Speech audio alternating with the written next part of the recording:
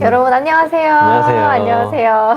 오늘 5시 라이브는요, 동물 건강 라이브입니다. 저희가 한 달에 2번 수요일마다 모시고 있는 청담우리 동물병원의 윤병국 원장님과 함께 합니다. 안녕하세요. 안녕하세요. 안녕하세요. 예. 네, 한 달에 한 번 뵙다가 2주에 한 번 뵈니까 너무 자주 뵙는 것 같아서 좋아요. 그러니까요. 네, 그쵸? 이게 맞아요. 또 한 번이랑 2번이랑 이렇게 다르네요. 네, 그쵸? 저도 2주 만에 오는 게 되게 빨리 오는 것 같아요. 그쵸. 뭔가 네네네. 엄청 자주 뵙는 것 같아서 저도 너무너무 좋은데요.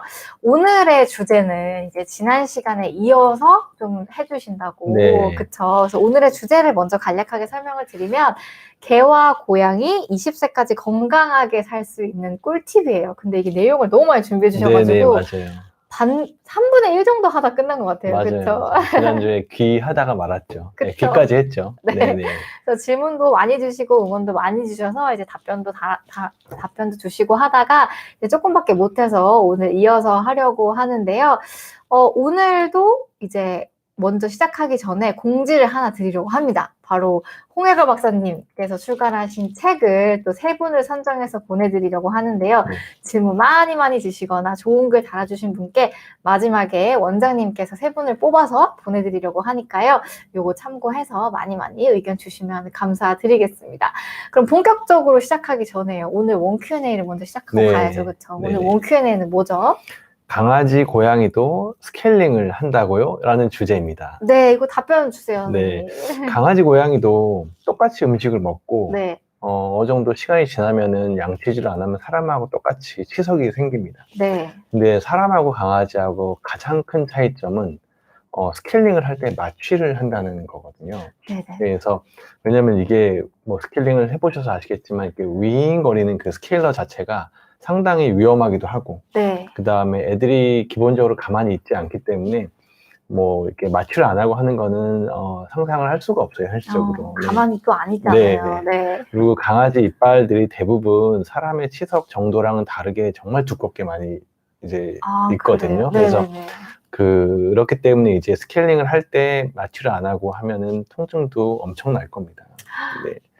그래서, 네. 그래서 어쨌든 전신 마취를 하고 하니까 네, 조금은 좀 무섭게 네, 느끼시는 네. 분들도 있을 것 같은데 어때요? 그래서 실제로 스케일링을 하러 간단하게 생각하고 오셨다가 네. 스케일링을 하는 과정이 꽤 복잡하다는 거를 많이 좀 느끼시거든요. 그러니까요. 왜냐하면 전신 마취가 적어도 한 30분 이상은 들어가요.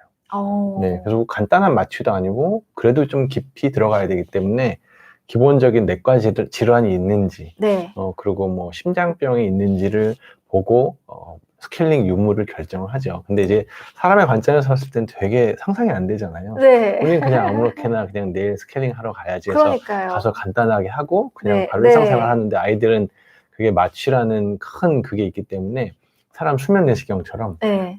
전에 준비도 금식도 해야 되고, 네네. 그 다음에 하고 나서도 먹는 것도 좀 신경을 많이 써야 됩니다. 그래서 네네네. 일단은 강아지 스케일링을 하는 경우는 가장 많이 받는 질문 중에 하나가 얼마 만에 해야 돼요? 라는 질문이 제일 주기 많아요. 말씀이시죠? 네네. 그리고 사람도 솔직히 딱 정해져 있지는 않잖아요. 네. 자기가 이빨이 치석이 있거나 뭔가 불편함이 있거나 하면 치과 가서 스케일링을 치석 때문에 문제인 경우는 하게 되는데, 강아지는 좀 어느 정도 기간을 정해주는 편입니다. 예를 들어서 어릴 때 5세 아래인 경우는 네. 1년에 한 번 정도, 1년에 한 번. 네, 1년에 한 번 정도 하시면 되고, 그 다음에 5세가 넘는 노령에 이제 진입을 할 경우에는 보통 한 6개월, 아니면은 길면 관리가 잘 되면 1년에 한 번, 이렇게 말씀을 드려요. 그래서 왜 그러냐면 강아지는 치석 때문에 생기는 질병들이 너무너무 많거든요. 네. 치석이 세균 덩어리고, 실제 그 이빨 하나에 두껍게 쌓여있는 치석 하나가 거의 세균이 1억 개 가까이 된대요. 1억 개요? 네네네. 네. 그래서 실제로 그 치석 때문에 강아지는 심장병이라든지 아니면은 콩팥 질환이 많이 이제 진행이 되기 때문에 강아지 치석은 결국에는 이제 전신 장기를 볼 수 있는 간접 증거가 됩니다. 그렇군요. 네. 근데 이게 사실 그리고 강아지들 양치시키는 게 쉬운 게 아니잖아요. 네네. 그래서 해야지 하는데 저도 잘 못 시키거든요. 맞아요. 저도 쉽지 않아요. 그래요? 저도 원장님도 심지어? 네네. 저희 강아지 키울 때 제일 힘들었던 부분이 양치질이거든요. 그래서 실제로 사람처럼 매일 해야 되는데, 네. 아이들이 또 같이 있다 보면 사람도 깜빡깜빡 할 때도 있는데, 얘들도 실제로 스케일링을 안 하고 양치를 이제 사람처럼 관리를 하기가 좀 현실적으로 어려운 건 사실입니다. 그쵸. 네. 아, 그리고 뭔가 잘 해줘도 그냥 쓱쓱 만지는 느낌이지, 네네네. 이거를 막 깨끗하게 해준다는 느낌이 없으니까, 네. 확실히 저희 강아지 눈에 보이는 그 맞아요. 치석들이 많이 생기긴 네네. 하더라고요. 어쨌든 1년에 한 번이라도 네네네. 시키면 좋다라고 의견을 주셨습니다. 생일 때 해주시면 될 것 같아요. 이것도 역시 생일 네. 때 선물로 해주시면 좋겠다는 의견이 듭니다. 지금 많은 분들이 의견을 주셔가지고, 가온라온님께서 제 삼행시를 지어주셔가지고, 네네. 감사합니다. 아, 그리고 또 이제 원빈님께서 의견 주셨는데, 스케일링하면 난리 날 것 같다고. 그래서 와치가 필요하겠죠? 네네네. 그죠. 네. 그러니까 애들이 또 그 아이들도 안 다치고, 네. 그다음에 술자도 안 다치려면은 네. 아이들 편안하게 재우고 하는 게 가장 중요합니다. 근데 선생님 궁금한 게, 이제 치석만 있으면 그걸 제거하면 될 것 같은데, 만약에 네. 충치가 생겨 있다. 네. 그러면 어떻게 해요? 사람도 충치 질문을 많이 하시는데, 네네. 강아지는 어떤 충치에 대한 개념이 많이 있지는 않아요. 실제로 치주염이 훨씬 그래요? 많고, 네. 그렇기 때문에, 물론 없진 않습니다. 네네. 하지만 강아지는 치석 때문에 이제 뿌리 쪽에 이제 염증이 생기거나 인대가 녹는 치주염이 가장 많고, 이제 그 부분 때문에 발치를 같이 하는 경우도 많고, 그리고 네. 강아지도, 레진도 하고, 그다음에 레진도? 네, 불소도 하고, 그래요? 그다음에 신경치료도 하고, 그래요? 요즘엔 다 진행을 합니다. 그래서 옛날에는 이빨이 정말 안 좋으면은 발치 쪽으로 많이 보호자를 안내를 드렸거든요. 네. 근데 지금은 기기들도 많이 좋아지고 해가지고 가급적 이빨을 살리는 쪽으로 가고 있어요. 그러니까 치료 쪽으로. 네네네.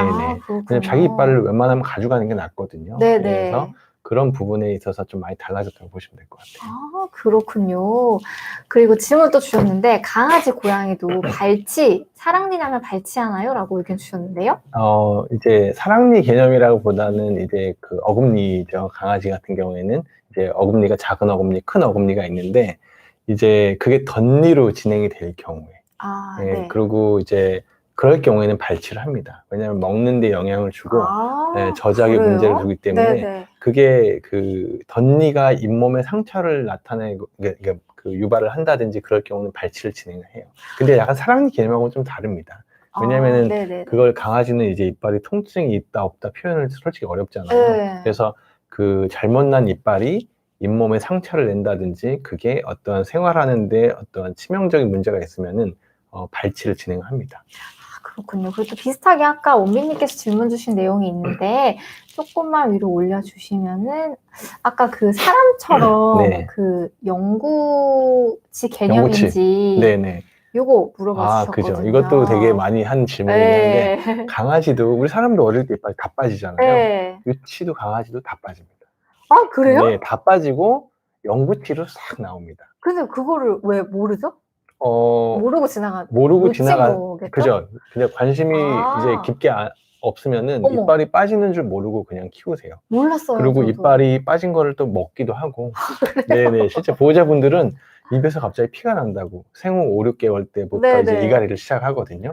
그래서 1년 정도 될 그렇구나. 때까지 이갈이가 계속 진행이 돼요. 그래서 강아지 유치는 28개 정도 되거든요. 네. 그리고 영구치는 한 42개 정도 돼요. 그래서 어릴 때 이빨들이 이제 5개월 정도부터 빠지기 시작하고 그 자리에 영구치가 설설 나면서 이제 1년 정도 되면은 42개의 이빨을 가지고 네. 평생 사는 거예요. 몰랐어요. 네네. 아니 28개나 있는데 그걸 빠지는 걸 네. 하나도 몰랐다니 좀 반성이 되네요. 되게 신기하죠. 네. 강아지가 유치가 있다는 것도 되게 신기해하시고 네. 그다음에 이갈이를 하는 것도 이제 되게 신기해하세요. 실제로. 그러니까 5, 6개월 때 그래서 시작한다고 그때 하니까. 되게 많이 네. 깨물고 하는 거예요. 어릴 때. 그래서 막 이렇게 이가 뭐 인형 같은 가렵고 거 손가락도 깨물고. 스트레스도 받고 얘네들도 분명히 유치가 빠질 때 통증이 있거든요. 네네. 그래서 그때 밥도 잘 안 먹고 입에서 피도 나기도 하고 근데 그걸 모르고 이제 지나가시는 거죠. 그렇군요. 네. 양은혜님도 들어와 주셨는데요. 이건 조금 다른 질문이긴 한데, 사료를 너무 안 먹고 간식만 잘 먹는다고. 네네. 요거 고민하시는 분들 많으실 것 같은데. 그죠. 뭐 밥을 잘 안 먹는 애들이 꽤 많은데 네. 일단은 그게 치과 문제로 이제 사료를 안 먹는 애들도 분명히 있어요. 그래요? 이빨이 이제 아파서요? 통증이 있기 때문에 이제 정말 딱딱한 거를 씹는 것 자체에 대해서 이제 거부 반응을 보이는 애들이 있고 맛있는 건 먹어도.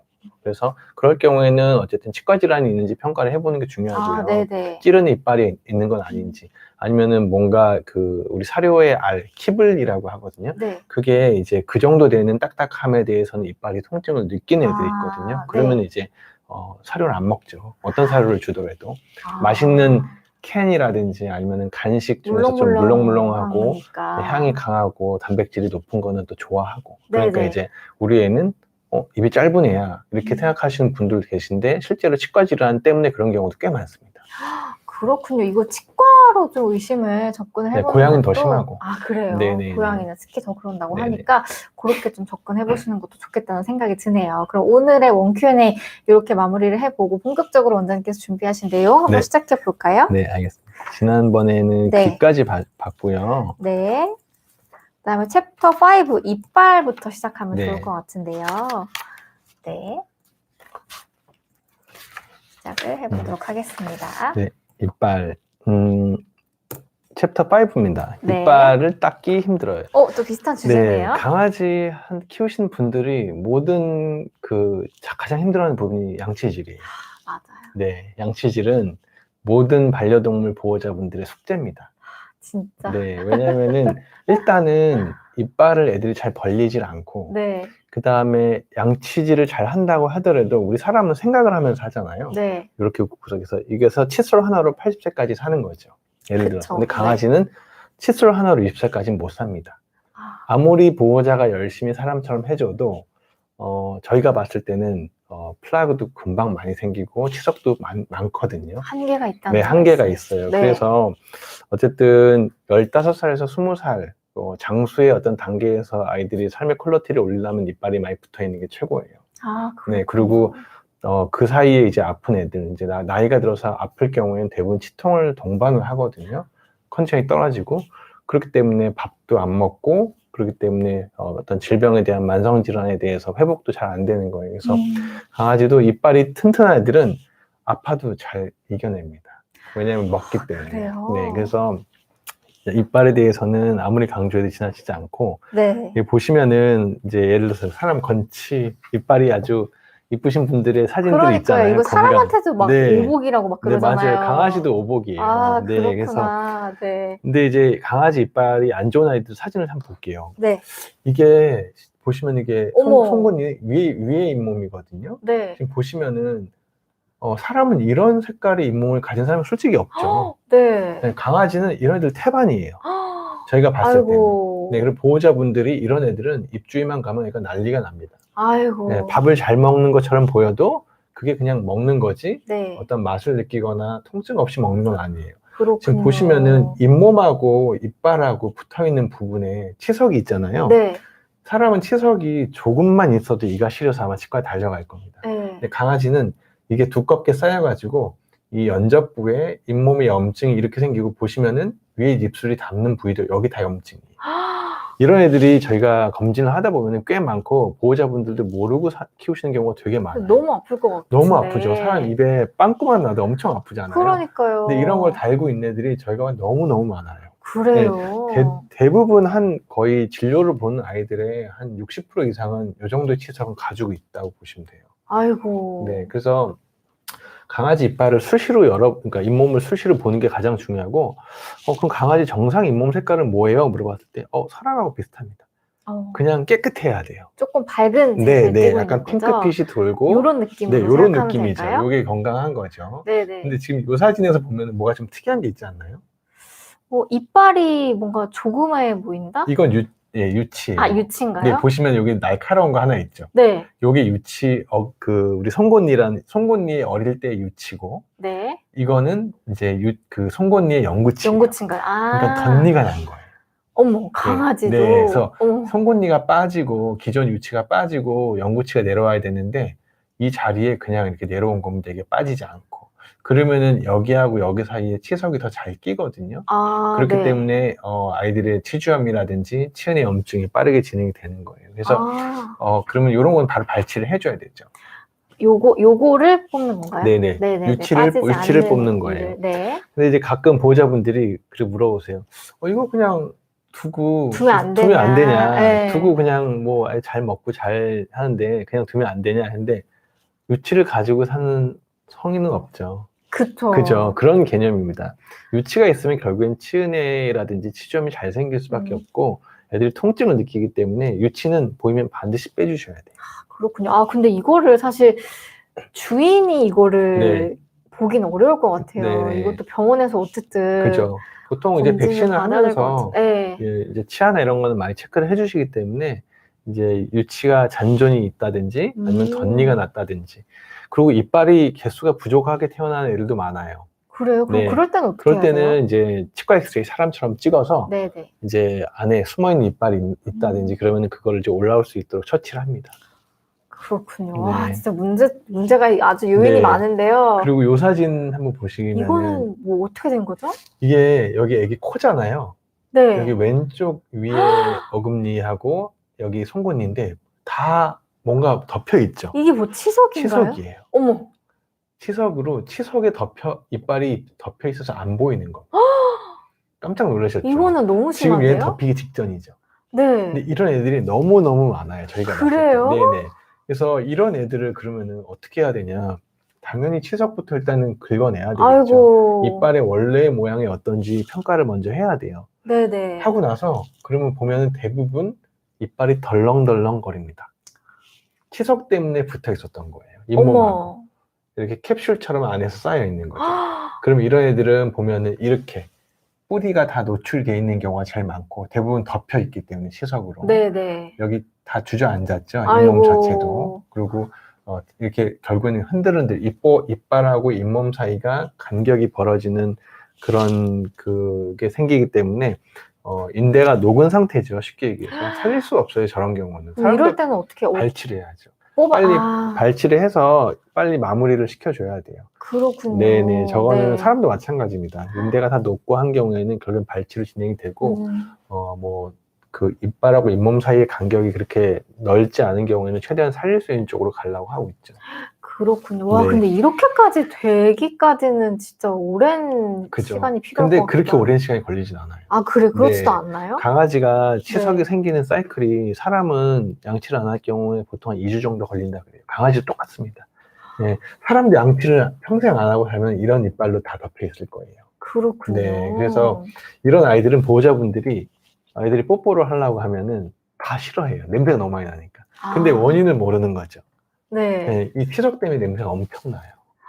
그래서 그렇군요. 아무리 네네네. 닦아도 양치를 해도 냄새가 해결이 안 되는 겁니다. 왜냐하면 네, 잇몸에도 이거는 뭐 염증이 어떻게 심하니까. 닦아서 될 수준이 아닌 것 같아요. 맞아요. 이런 애들은 저희가 스케일링을 할 때 스케일러가 네. 들어가면서 이게 다 이빨이 이제 여기 바위 깨지듯이 깨져서 튕겨져 나올 정도예요. 아이고. 네, 그래서 사람 치과 선생님들은 이런 이빨을 보면은 상상을 못 하시더라고요. 왜냐면 강아지, 사람은 이런 사람이 솔직히 거의 그쵸, 없으니까. 이렇게까지는 안 네, 하니까. 네. 그리고 아까 제가 고양이가 강아지보다 치주 질환이 훨씬 많다고 말씀드렸잖아요. 네. 근데 강아지는 치석이 눈에 많이 보여가지고 치과 질환이 많이 생기는데 고양이는 치석이 이렇게 많지 않아도 통증이 훨씬 심한 잇몸 질환으로 진행이 많이 됩니다. 아, 그래요? 네, 그래서 실제로 강아지보다 고양이가 이빨 관리를 더 열심히 해줘야 되는 부분이 있고 고양이는 스케일링을 하더라도 잇몸 질환에 통증이 오면은 대부분 발치를 다 진행을 합니다. 그래요, 네, 고양이의 네, 경우에는. 네. 그러면 선생님, 어쨌든 강아지한테서 입냄새가 난다. 네. 그러면 일단 의심을 해봐야겠죠? 네, 맞아요. 네, 그래서 그러면은 네. 우리 애가 겉으로 봤을 때 치석도 별로 없는 것 같은데 스케일링을 해줘야 되나요? 많이 물어보시거든요. 네.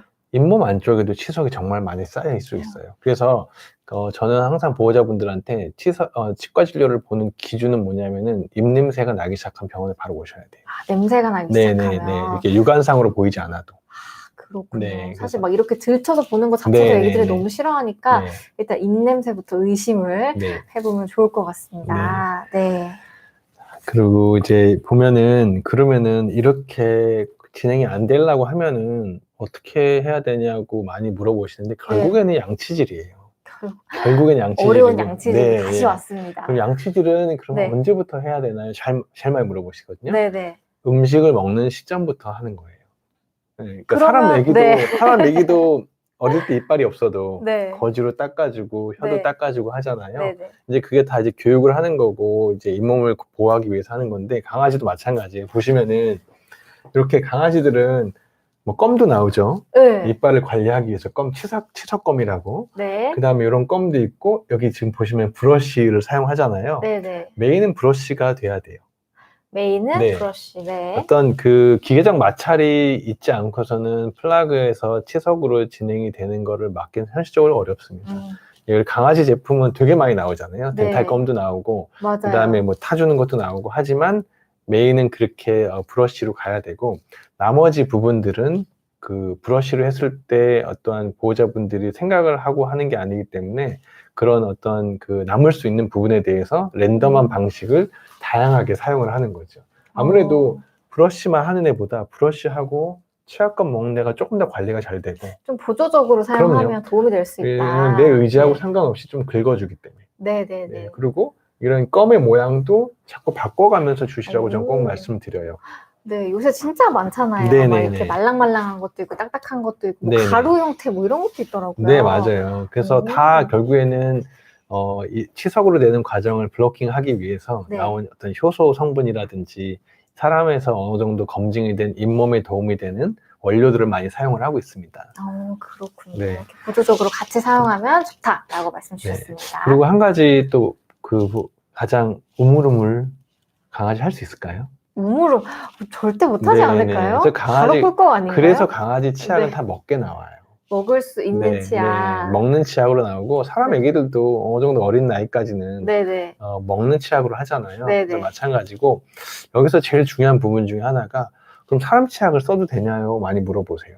네. 네. 안 될 것 같은데 어때요? 네, 가장 중요한 부분이 사람 치약을 쓰시면은 강아지들은 많이 위험한 경우가 많아요. 왜냐면 사람 치약은 대부분 불소가 들어가 있고, 네. 불소는 강아지한테 위궤양을 잘 유발을 하거든요. 네네. 그렇기 때문에 꼭 강아지 전용 치약을 사용하시는 게 가장 중요합니다. 그렇군요. 네. 자, 그러면 보시면은 치아 관리가 안 돼서 치석이 끼면은 네. 이런 문제들이 생기는 거예요. 먹을 때 불편해지고, 네. 그 다음에 당연히 겉으로 봤을 때도 이제 누래지죠. 네. 그 다음에 아까 말씀드린 치석 때문에 콩팥이나 심장질환이 더 잘 생기고 간수치도 올라가는 애들도 있어요. 너무 심할 경우에는. 네. 그리고 네. 먹는데 장애도 있을 수 있고 어떤 악취나 네. 당의 통증은 동반할 수밖에 없습니다. 지금 보시면은 치아 관리를 이렇게 하는 데 있어서 네. 얘는 고양이 잇몸이거든요. 잇몸이 이렇게 많이 부어가지고 온 케이스예요. 얘가 색깔도 빨갛고 네, 붓기도 다 부었어요. 온통 네. 부었죠. 그리고 요거는 뭐냐면은 스케일링을 하고 나서 우리 폴리싱이라 그러죠. 그 잇몸을 좀 그 표면을 좀 매끄럽게 네. 해주는 그런 폴리싱도 많이 하고 강아지 같은 경우에는 네. 그리고 강아지 같은 경우는 보시면은 마취를 반드시 하고 진행을 합니다. 삽관을 하고 하는 거예요. 마취를 하고. 네, 호흡 마취를 하고 그렇게 해서 진행을 하고 있습니다. 실제로 강아지 요건 그 스케일링 전이고 스케일링 후에 깨끗하게 된 이빨 이거 다 치석들이에요.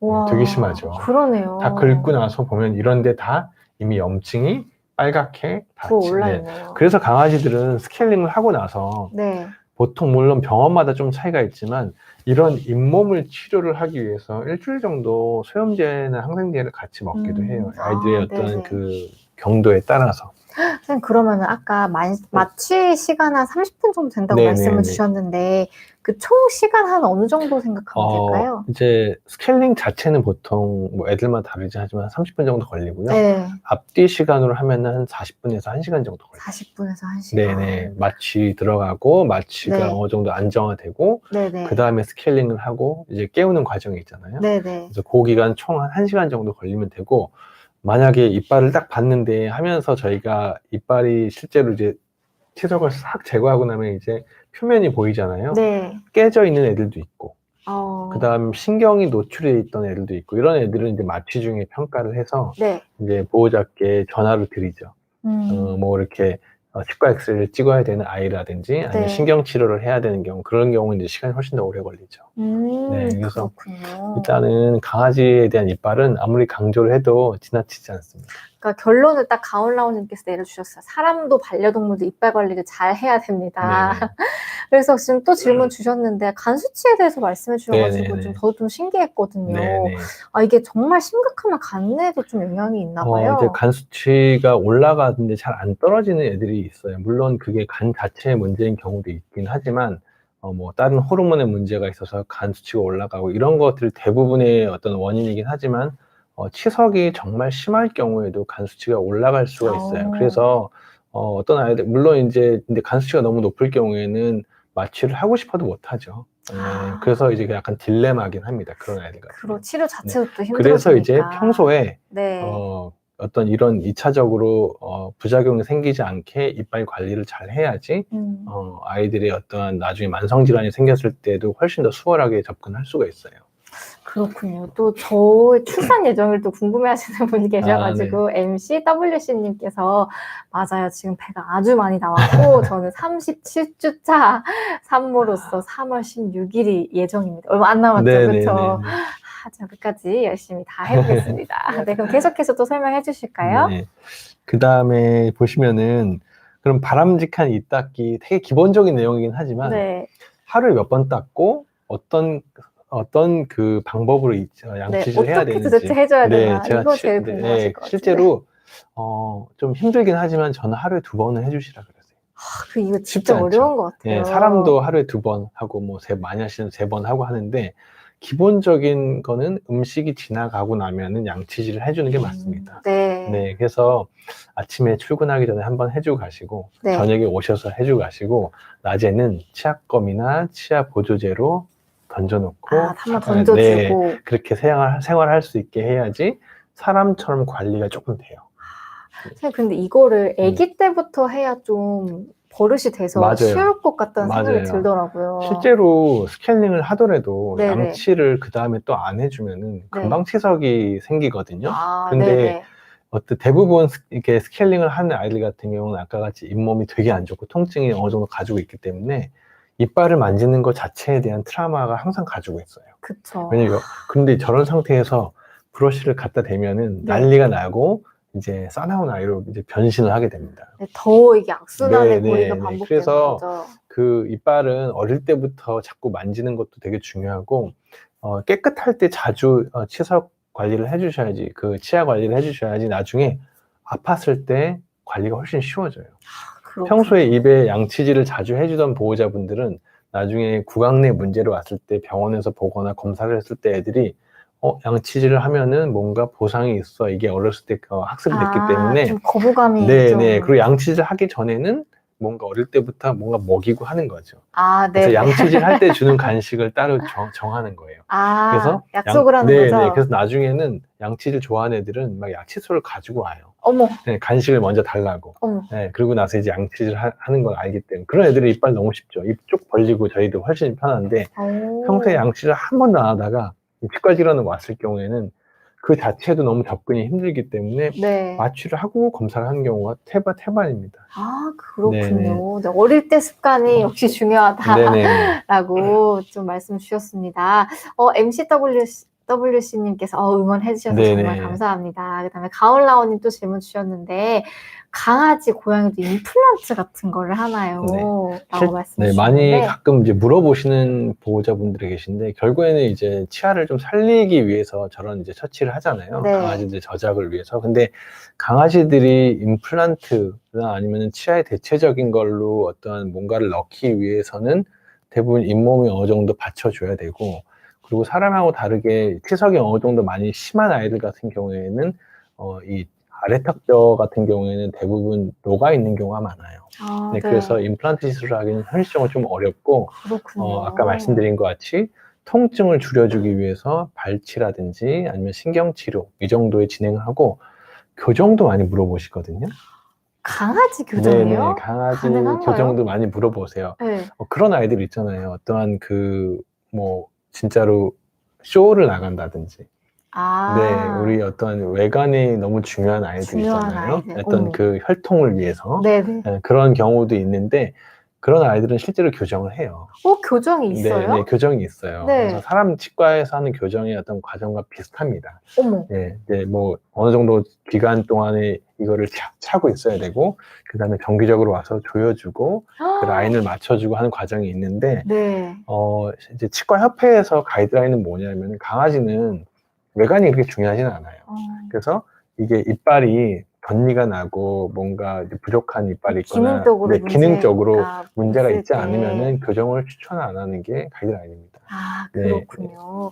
이가 되게 쬐끄맣잖아요. 하기도 힘들 것 같아요. 작은 애들은 현실적으로 어렵고 어느 정도 좀 중대형 병들. 그렇군요. 교정까지 설명해 주셨습니다.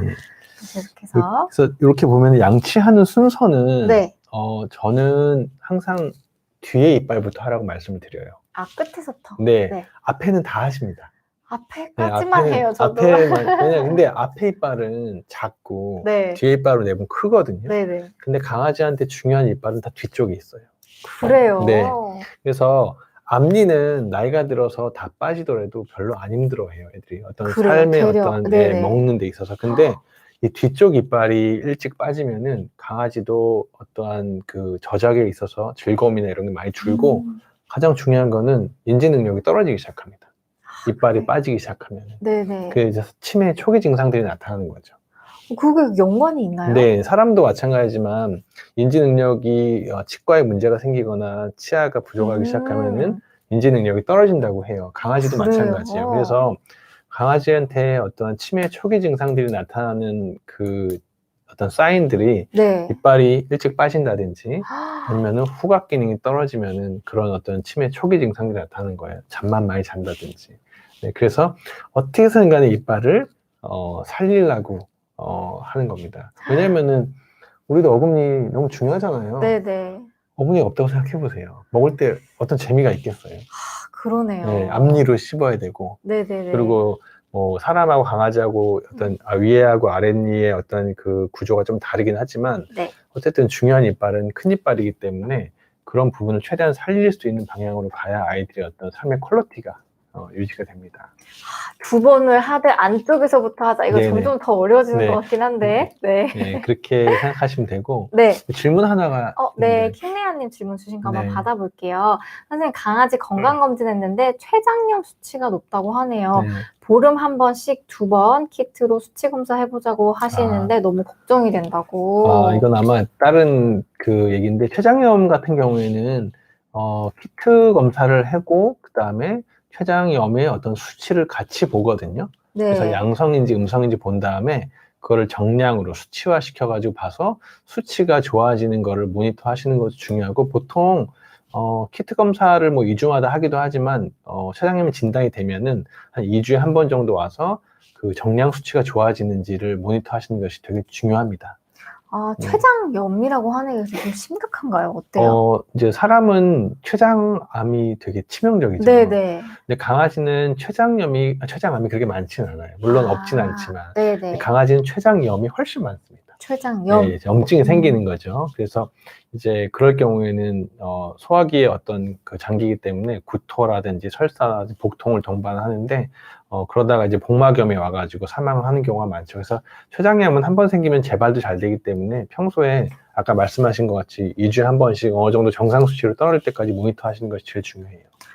그렇군요. 이거 근데 키트 검사하는 것도 병원에 가야지 할 수 있는 거죠? 우리 사람 임신 키트 같이 혈액을 뽑아서 이렇게 누르면 혈액으로 검사를 하는 겁니다. 하는 거라고 합니다. 지금 9살이라고 하는데 오늘 괜찮아져야 될 텐데요. 그렇죠? 네. 그렇게 계속해서. 네. 그래서 요거 보시면은 네. 이제 아까 말씀드린 것이 이빨을 살릴 수 있는 방향으로 최대한 가야 되는 게 요즘 트렌드고요. 네. 보면은 코팅하고 레진 시대라 그러죠. 네. 우리 그 초등학생 아이들은 뭐 불소 같은 걸 많이 하잖아요. 네. 사람도 마찬가지지만 강아지들도 불소를 되게 많이 해요.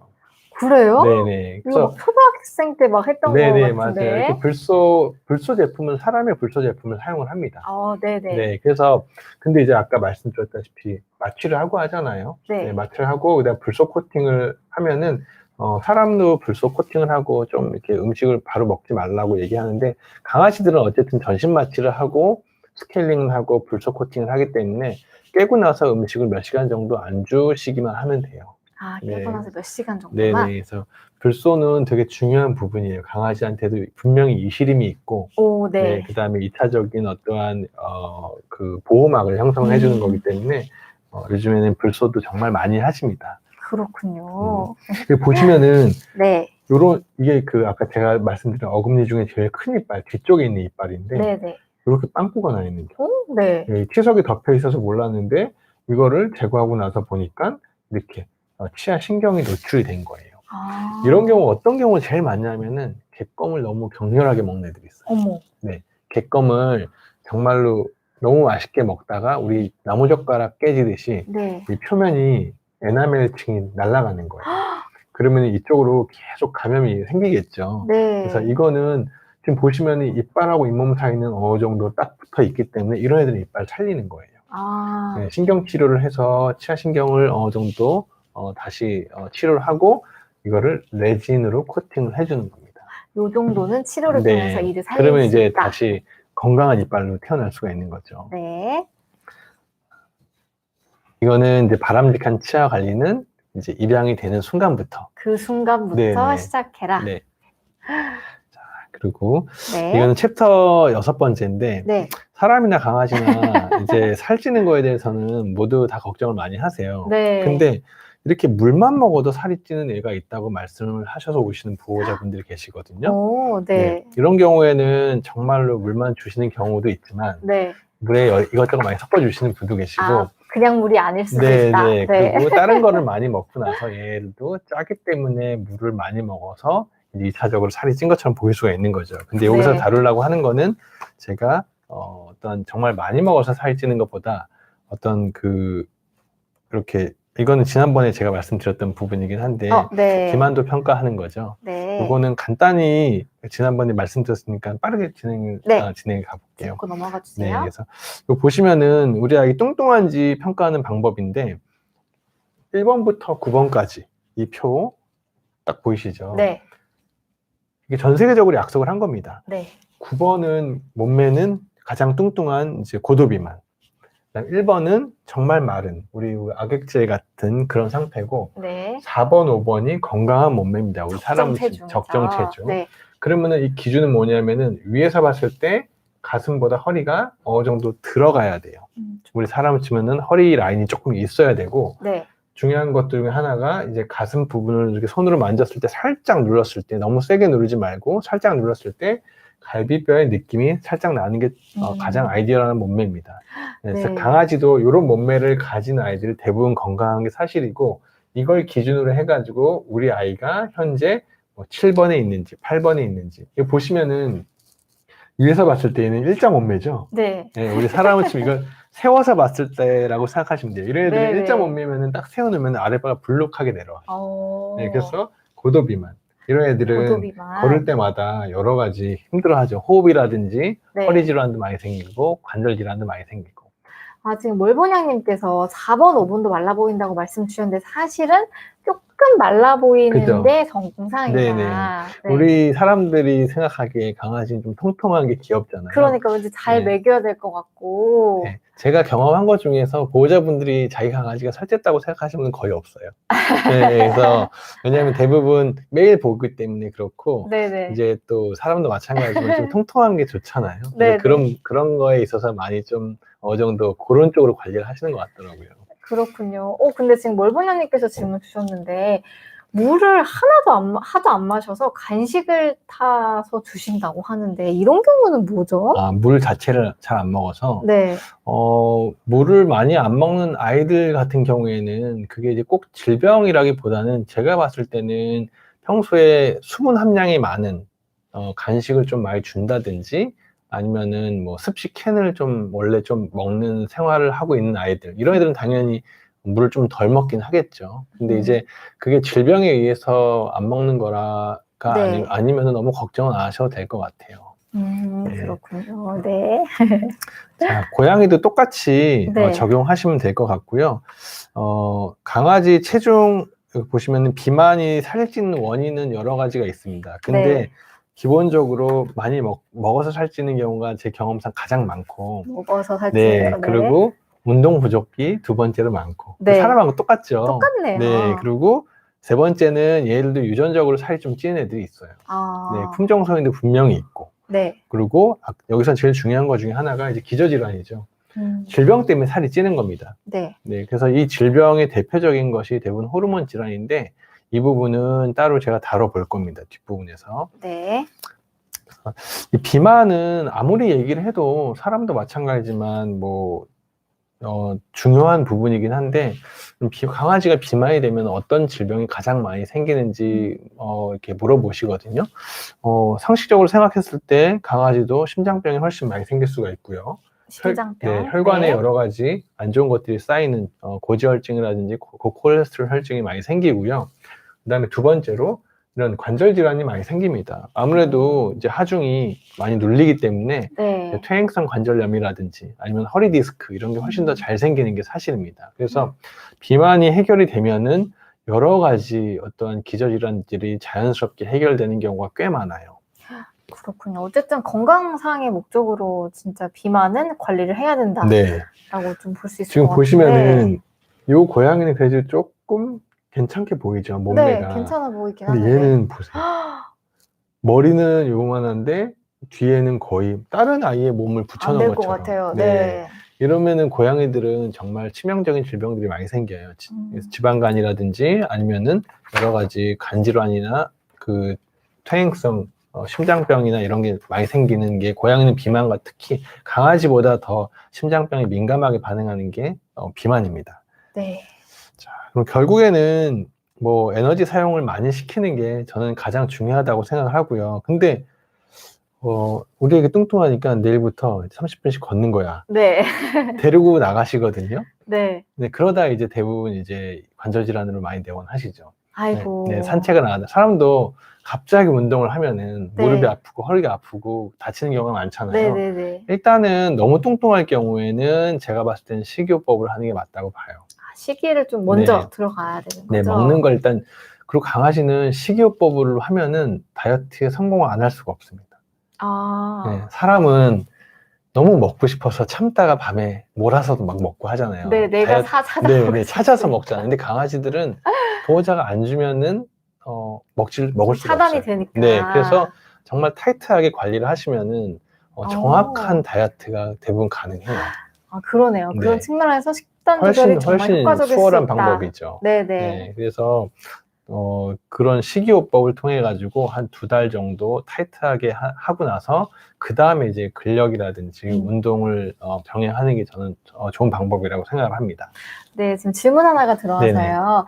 멀보냥님께서 선생님 양이는 산책이 안 되는데 사냥놀이도 도움이 될까요? 라고 네, 말씀주셨는데요. 맞아요. 그 고양이는 실제로 이제 목줄을 해서 밖에 데려나기 좀 어렵잖아요. 네. 그래서 집에서 놀이를 많이 해주시면 해줄수록 어떤 다이어트 효과는 극대화되죠.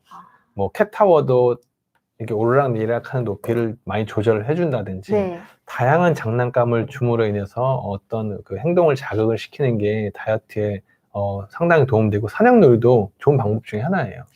사냥놀이가 근데 정확히 뭐 던져주는 건가요? 그죠. 뭐 이렇게 뭐 찾는다든지 아니면은 네네. 가급적이 운동을 어떤 많이 해줄 수 있는, 움직일 수 있게 해준 놀이라고 보시면 될 것 같아요. 네. 자, 요거는 여러 가지 사료가 가장 많죠. 네. 이제 뭐 강아지 먹거리도 저도 모르는 브랜드가 너무너무 많은데 네. 어떤 거를 먹어야 살이 덜 찌고 아니면은 우리 아이한테 건강한지 가장 많이 물어보세요. 네. 근데 제 생각에는 비만이라고 진단된 아이들 같은 경우에는 지금 다루는 부분이 비만이기 때문에 아까 말씀드린 4번, 5번이 아닌 6, 7, 8, 9 네. 어떤 비만도가 어느 정도 진행이 된 아이들은 사방사료를 먹는 게 좀 도움이 됩니다. 사방사료 좀 다른가요? 어때요? 네, 기본적으로 살을 빼는 사료들은 열량이 적긴 하지만 영양소가 좀 결핍될 수가 있어요. 근데 하지만 어떠한 그 포만감이 오래가고 부족한 열량이라든지 부족한 영양소를 섭취를 같이 해줄 수 있는 것이 이제 우리 회사들에서 나오는 처방사료죠. 네. 그래서 아이들의 필요한 어떤 항산화 성분이라든지 기본적인 어떠한 그 기능성 성분들이 있잖아요. 네네. 그런 것들이 함께 들어간 게 처방사료이기 때문에 제 생각에는 우리 아이가 비만이라고 진단이 되면은 목표 체중을 수의사한테 물어봐서 네. 그 목표 체중에 맞는 처방사료를 먹는 게 가장 중요하고 그 처방사료에 보면은 뒤에 목표 체중이 만약에 뭐 우리에게 10kg인데 5kg로 만들어야 돼. 극단적인 경우는 하지만 5kg가 돼야 되면은 사료마다 다 몇 g을 먹으라고 다 뒤에 써 있어요. 네. 그럼 그 양을 주면 솔직히 정확하게 빠집니다. 그래요? 네, 그래서 어떤 보호자분들은 정말 타이트하게 빼서 오시는 분들도 계시거든요. 그리고 전화도 가끔 주세요. 한 6주차, 7주차 돼가지고 아기가 너무 많이 달라졌다고.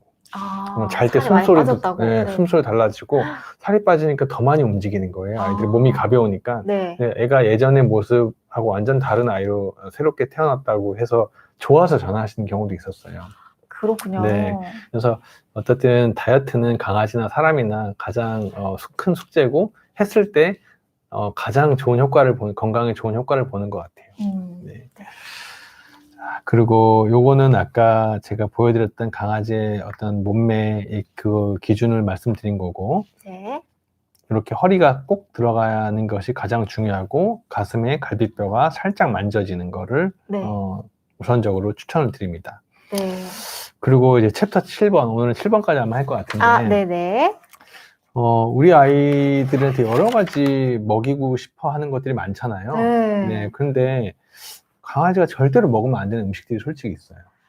이거 네. 쫙 짚어주시면 너무 좋을 것 같은데요. 사람 음식을 베이스로 해서 대부분 강아지 사료를 만들잖아요. 네. 그래서 그런 거는 뭐 사람 음식을 어느 정도 먹는다고 해서 사식으로 네. 문제가 되지는 않아요. 하지만 그 음식 자체가 독이 되는 음식들이 있어요. 네. 우리가 상식적으로 먹었을 때 아무 문제가 사람은 없지만 강아지한테 치명적인 절대 안 되는 안 되는 음식이 몇 가지 제가 짚어드릴게요. 네네. 여기는 이제 10번까지가 나와 있긴 한데 국내에서 많이 먹는 음식하고 조금 차이가 있긴 하거든요. 네. 근데 1번은 뭐냐면은 술입니다. 알코올은 술은 당연한 거고. 절대 안 될 것 같고요. 네네. 두 번째는 아보카도. 이거는 외국의 어떤 기록이기 때문에 우리는 아보카도 그렇게 많이 먹진 않잖아요. 네. 아보카도는 어쨌든 배제를 한다고 하더라도 우리가 여기서 랭킹 3위에 있는 초콜릿이 가장 흔합니다.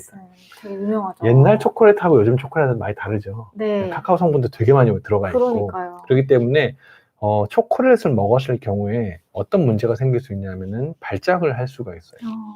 초콜릿의 어떤 성분 때문에 아이들한테 민감하게 머리 쪽에 영향을 주거든요. 네. 사람은 그렇지 않잖아요. 네네. 근데 사람도 초콜릿을 먹으면 기분도 좋아지고 그런 성분들이 있듯이 강아지 같은 경우에는 그게 이제 지속적 발작이 생길 수가 있어가지고 초콜릿은 절대로 주시면 안 되는 거고 초콜릿을 만약에 먹었다. 네. 그럼 최대한 빨리 병원에 와서 구토를 시키는 게 가장 좋습니다. 왜냐면 워낙 흡수도 빠르고 하기 때문에 가급적 안 주시는 게 가장 중요하고 그 다음에 5번째 중에서는 이거 보시면은 포도.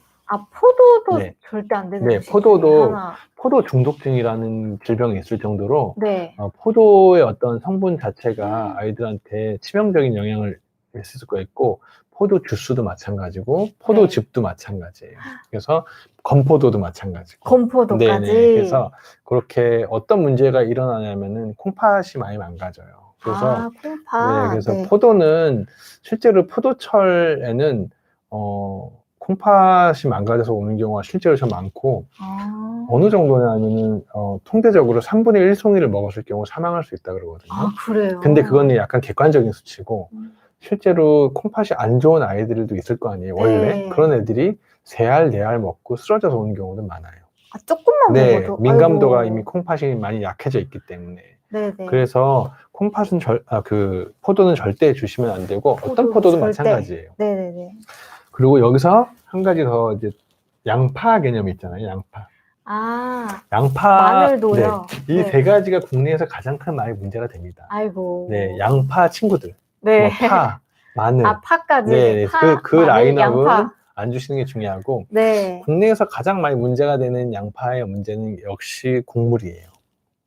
우리나라는 국물을 워낙 많이 먹기 때문에 대부분 양파를 어느 정도 넣잖아요. 그래서 그걸 먹었을 경우에 혈뇨를 유발을 합니다. 강아지 같은 경우에는 그게 양파의 성분 중에 하나가 적혈구를 깨거든요. 그래서 급성으로 혈뇨를 유발하고 빈혈이 오는 어떤 치명적인 질병으로 진행될 수 있고 생명에도 영향을 줄 수밖에 없어요. 그래서 오늘은 그 초콜릿, 포도, 양파 친구들. 그것만 기억을 하셔도 우리 집에서 우리나라 음식에서 문제가 되는 것들은 제가 봤을 때는 뭐 많이 걸러질 것 같아요.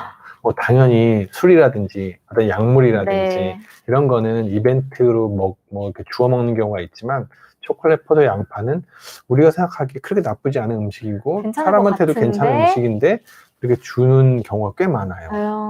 그래서 일단은 최대한 그런 거는 강아지한테는 독이 될 수 있기 때문에 안 주시는 게 가장 중요하다. 찌양님도 강아지 키우고 5년째 포도를 거의 안 사 먹어요. 라고 말씀 혹시나 주셨는데요. 해서. 아이고, 진짜 조심해야 될 것 같습니다. 그래서 이럴 경우에는 네. 병원에 바로 데리고 오시는 게 맞고, 네. 가끔 술을 먹이시는 분도 있어요. 왜요? 그러니까 모르고가 본인이 아니라요? 술에 취해서 강아지가 집에 있으니까 에? 이제 술을 따라 주셔가지고 같이 먹는 경우도 있어요. 어머. 저희는 이제 24시간 병원 하다 보니까 네. 이제 밤에 이제 그런 경우가 가끔 있거든요. 그럼 강아지도 술에 취합니다. 똑같이 술에 네, 취해서 취할 것 같아요. 그래서 네. 본인이 술을 먹고 취해서 누워봤는데 강아지가 이제 쓰러져 있는 거죠. 근데 강아지도 술에 취해서 쓰러져 있던 거죠. 네. 그래서 병원에 급하게 데리고 오셨는데 검사상에 특이 소견 없는데 이제 링겔을 맞고 얘도 술이 깨서 간 경우가 있었어요. 이게 에피소드지만. 어머. 네, 그래서 어쨌든 강아지한테도 술은 치명적이고 몸무게가 3kg, 5kg밖에 안 되는 아이기 때문에 쬐끄만 애들은. 조금만 알코올을 주더라도 문제가 될 수 있고 하기 때문에 꼭 주의하셔야 돼요. 아, 그렇군요. 네, 그리고 술 먹고 바닥에 두고 하면 애들이 핥아 먹거든요. 먹을 수 있으니까. 네, 그런 것도 특히 조심하셔야 돼요. 강아지도 술 취하니까 절대적으로 조심해야 된다. 이것도 꼭 같이 기억해 주시면 네네네. 좋겠습니다. 오늘 짚어주신 음식과 함께 다 이런 것들 주의해 주시면 좋을 것 같은데요. 지금 질문 하나만 더 받아볼게요. 네네. 견종마다 차이가 있겠지만 꼭 챙겨줘야 되는 영양제나 보조제가 있다면 3가지만 뽑아주세요라고 네. 말씀 주셨네요. 저도 영양제 여러 가지 먹긴 하지만 네네. 제일 중요한 거는 어쨌든 종합 비타민을 하나 먹는 게 좋아요. 아, 네. 네, 우리 사람도 많이 먹듯이 종합 비타민을 기본적으로 베이스로 먹는 게 좋고요. 네. 두 번째는 유산균입니다. 유산균. 네, 유산균 프로바이오틱 제제는 오래 먹었을 때 효과를 보는 거고 또 네네. 아이들도 면역 기능과 관련된 여러 가지 문제가 많이 생기기 때문에 프로바이오틱 제제는 어릴 때부터 먹이라고 저는 추천을 드리고 네. 나머지 한 가지는 나이가 조금 있다면 네. 항산화제를 꼭 먹이라고 말씀드려요. 항산화제까지. 예, 그래서 네. 항산화제나 아니면은 오메가3를 단독으로 따로 먹인다든지 해서 요 3가지 정도만 먹어도 저는 충분하다고 봐요. 사람이랑 비슷하네요. 네, 맞아요. 네. 네, 그래서 어떤 관절이 안 좋으면 관절 영양제라든지 아니면 눈이 안 좋으면 눈 영양제를 추가를 하면 되는 거고 네. 이 3가지는 평생 키우면서 꾸준히 먹여주시는 게 저는 긍정적인 효과를 본다고 봅니다. 그렇군요. 유산균은 요즘 양이것도 많이 챙겨 나와서 챙겨 먹인다고 말씀 주신 분이 네네. 계신데요. 이렇게 말씀 주신 것들 조금 챙겨주면 어떨까라는 생각이 드네요. 네네. 그럼 벌써 이렇게 해서 시간이 또 후다다다 흘러갔는데요. 오늘 또 챕터 5부터 7까지 짚어주셨어요. 오늘도 정말 유익한 시간이 됐는데 다음 시간에 이어서 또 네네. 3편으로 계속해서 설명을 주실 예정이니까 참고해 주시면 감사드리겠고요. 마지막으로 이제 홍영호 박사님 의학신간 한번 추첨해보고 가도록 할게요. 네네. 조금 기억에 남는 아이디가 혹시 있으실지 조금. 여기 본 보호자분 중에 네. 지금 말씀드려도 되나요? 네네네. 네. 지금 뽑아주시면 네네. 됩니다. 그래서 찌양. 네, 찌양님. 네, 축하드립니다. 그다음에 멀보냥. 네, 멀보냥님. 그다음에 킹레야. 킹레야님까지. 이렇게 3분 추첨하겠습니다. 감사합니다. 저희 이 3분께서는 저희 공식 메일 있거든요. contact@aftertherain.kr로 닉네임과 주소, 연락처, 어떤 방송에서 당첨되셨는지 말씀 주시면 한 달 내로 보내드리도록 할 테니까요. 요거 바로 메일 써서 보내주시면 감사드리겠습니다. 멀보냥님, 찌양님, 그 다음에 킹레아님 다시 한번 축하의 말씀 드리면서 오늘 방송 마무리해보도록 하겠습니다. 낮 시간인데도 많은 분들 의견 주셔서 감사드리고요. 저희는 또 3월에 원장님께서 인사드리도록 하겠습니다. 여러분 너무 감사합니다.